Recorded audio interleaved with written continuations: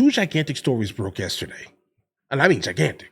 So Iran was offering to surrender to Israel only if the United States of America did not get involved in this kerfuffle, number one. Number two would basically be Trump then says, listen, Tehran, if you are there, get out. If the people there, leave immediately.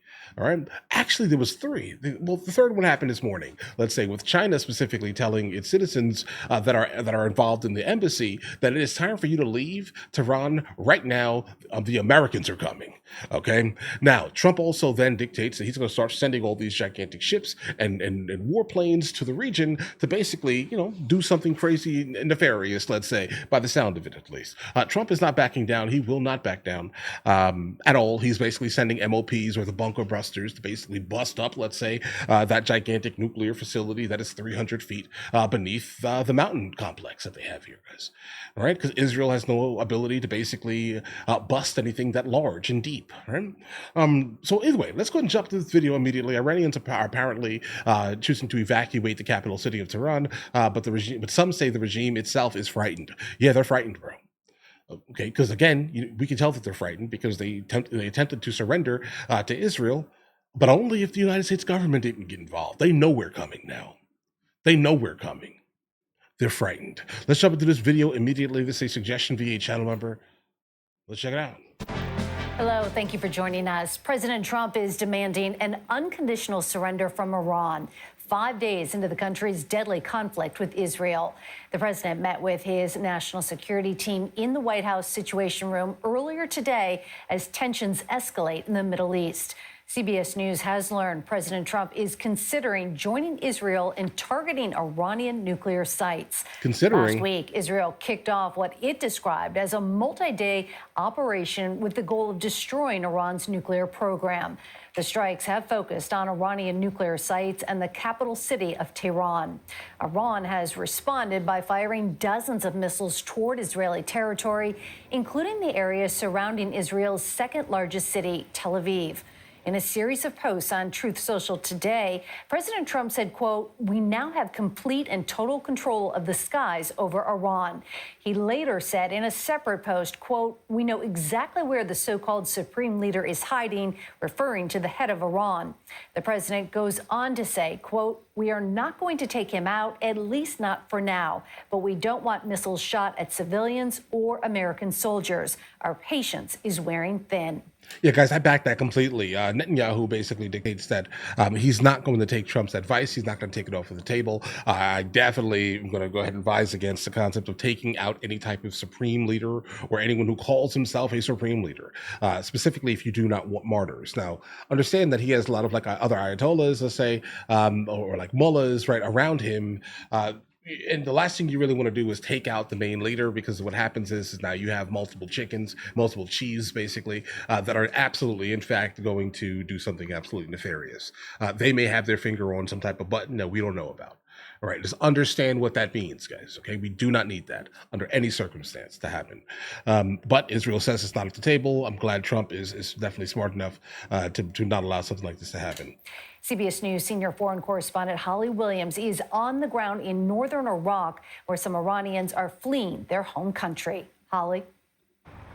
Like other international journalists, we cannot get into Iran at the moment to report on the conflict from the ground there. But here in Iraq, we've traveled to Iran's border, where we've seen Iranians crossing that frontier, some saying that they are fleeing Israeli airstrikes. Now, most of those Iranians did not want to speak to us on camera because they're worried about punishment from Iran's government when they go home.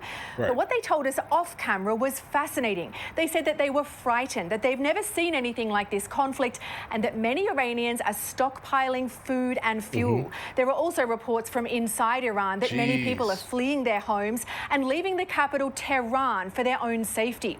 Some of those Iranians we spoke to at the border told us they believe that the regime itself is frightened. And one man even said he thought this conflict may bring down Iran's government.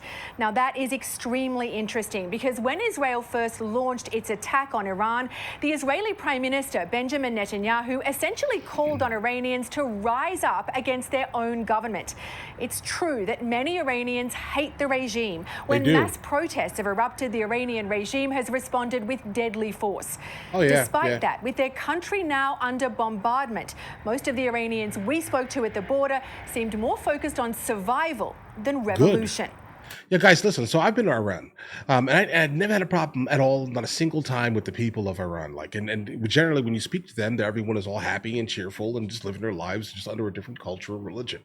Completely fine, guys, right? And when you do speak to them about, how you feel about living in the country, etc., trying to get insight on their daily lives and existence, they seem to every single person that I've encountered had something completely negative and wild to say, let's say, about the government. They are not a fan of their government, like large scale. Okay, so just keep that in mind when you think about the people in a specific country and being able to separate that from the government. Okay, because normally the ruling class is not liked. Holly Williams, CBS News, Erbil in northern Iraq. It's important to understand CBS that. News national security coordinating producer James Laporta joins us now. James, great to have you. What else have you learned about the Situation Room meeting and what the president is considering in regards to Iran? Thanks for having me. So, yes, today there was... Can't lie, did not expect that man's voice. In regards to Iran. Thanks for having me. So, yes, today there was a meeting at the White House within the Situation Room where President Trump was considering his options over whether or not to join the Israelis in a potential strike on Iran. Amongst those options is whether or not we would potentially send in our B-2 bombers to join Israel in. Israel has long wanted to strike at Iran's nuclear facilities, but they don't necessarily have the logistical means to do so or the capabilities to do so. So the big question for President Trump today is whether or not to join the Israelis in that effort.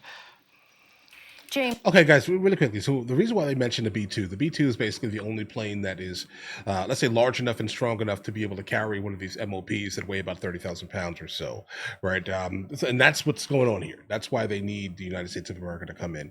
I'm going to go ahead and double check that weight, but let's continue. James, what military assets has the U.S. sent to the region that could play a role in any potential action? So, sure. In the past 48 hours or so, we've seen multiple air refueling tankers sent to the region, more than 24, actually. These are aircraft that can refuel fighter squadrons or B-2 bombers while they're in the air. There is the Nimitz carrier group in the region with it. Okay, so really quickly, so the GBU-57 is a massive ordnance penetrators, or the MOP, basically the bunker buster. It weighs 30,000 pounds or 14,000 kilograms. It's 20 feet long, and it's also GPS guided. That is what I was referring to here. It's guided missile cruisers and destroyers that are in the region. Today, we learned from the Defense Department that fighter squadrons in the region, so F-16s, F-22s, F-35s, their deployment has been extended in the region. So there's multiple assets there that now the Defense Department will say that these are there for defense of American assets and interests.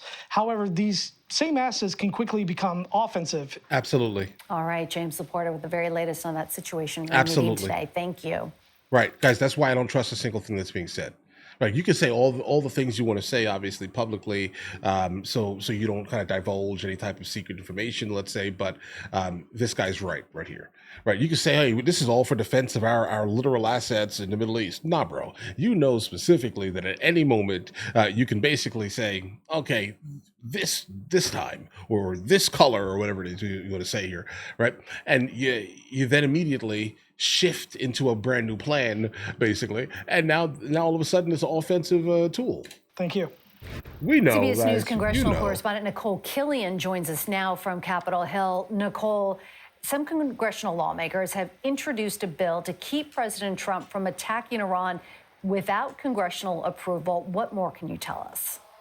Yeah, well, just to be clear, this is a resolution, not a bill, and there are actually several resolutions that have been proposed, but one that is getting attention is that of Kentucky Congressman Tom Massey, which was co-sponsored with California Congressman Ro Khanna, and that, as you mentioned, would prohibit the U.S. from being involved in any type of conflict between Israel and Iran. But there are also, as I mentioned, other resolutions as well with respect to war powers. For instance, here in the Senate, Senator Tim Kaine also introduced a resolution this week that basically would require a debate and a vote in Congress before the U.S. were to take any potential action. And you also have Senator Bernie Sanders, who introduced the No War Against Iran Act to prohibit any U.S. federal funding from being used in any kind of military force, potentially if there was some involvement with respect to Iran. So there are lots of measures floating around, most of them symbolic in nature, but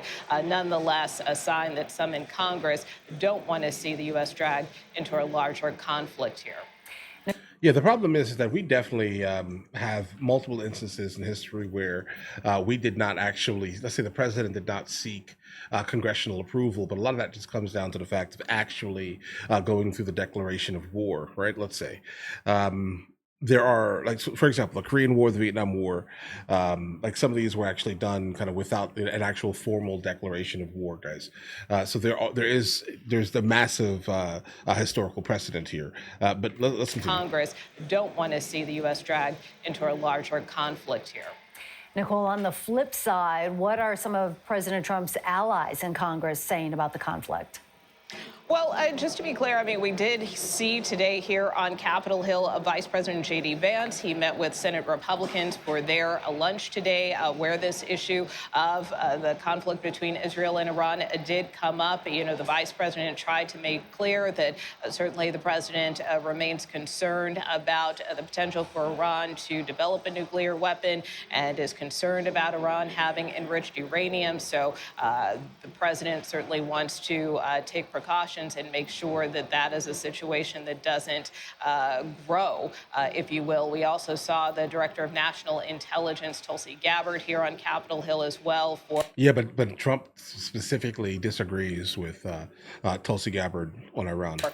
Closed door hearing with lawmakers. This was more related to the budget, but certainly this issue did come up as well. But before entering that briefing, Gabbard did say that her position is consistent with that of the president, and that she did testify earlier this year saying that the intelligence committee the intelligence community rather, didn't have enough information as of yet about Iran creating a nuclear weapon, or didn't believe that Iran was creating a nuclear weapon. So she continued to stand by that testimony and insisted that it is no different than what the president is currently saying in his current posture. All right, guys. All right. Guys, I definitely hope that this is over fast. Okay, I keep reiterating this because that's kind of what the most important thing to me is that this is over as fast as humanly possible. The loss of life is absolutely minimized. We need to do something to get this over as fast as humanly possible. Now, do I think that this is going to be an outright declaration of war? No, I don't think so. I don't think so at all, guys. I don't think so. Let me know in the comments if you guys think that's actually going to happen here. All right. I mean, other than that, we need congressional approval, and they're not going to approve anything for Donald Trump. So there we go. Not specifically in that type of context, guys. That's big. All right, because that means a lot of funds are going to have to be diverted for the war effort. Let's say. All right? But all right, guys, listen. Let me know in the comments what you guys think. You guys all have an absolutely amazing day. Enjoy your day. Thoroughly. If you guys are new here, please like and subscribe, and of course, we'll follow the story, guys.